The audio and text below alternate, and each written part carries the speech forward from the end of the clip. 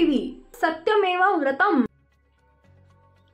हिंगोली जिल्ह्यातील तीनही नगराध्यक्ष पदाची आरक्षणाची सोडत झाली आहे। तिन्ही नगरपालिकेत महिला राज येणार असून नगराध्यक्ष पद महिलांसाठी राखीव सुटलंय।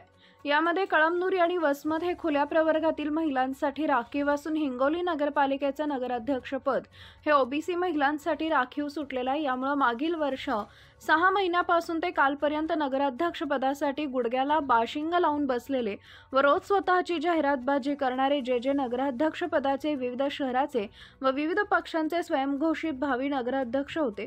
मात्र जसं आरक्षण महिलांना राखीव झालं हे कळलं की लगेच त्यांनी बायकोला नगराध्यक्ष पदाचा उमेदवार स्वतः घोषित करून बायको सोबतच्या फोटोचं फ्लेक्स बनवून घेतले आणि चौकात व सोशल मीडियावर झळकवले।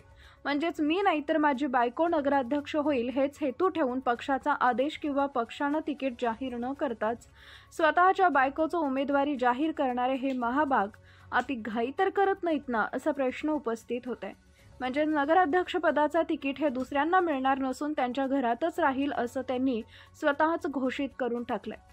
आता हास्यास्पद गोष्ट म्हणजे पहिली गोष्ट तिकीट यांच्या पत्नीला मिळणं, दुसरी गोष्ट यांची पत्नी निवडून आल्यावर नगराध्यक्ष होणार पण फिक्स नगराध्यक्ष, भावी नगराध्यक्ष अशा प्रकारचे बॅनरबाजी करत सध्या तरी स्वतःचं समाधान करून घेत आहेत। नागरिकांना मात्र याच बॅनर पाहून, सोशल मीडियावरील पोस्ट पाहून आनंद घेत आहेत।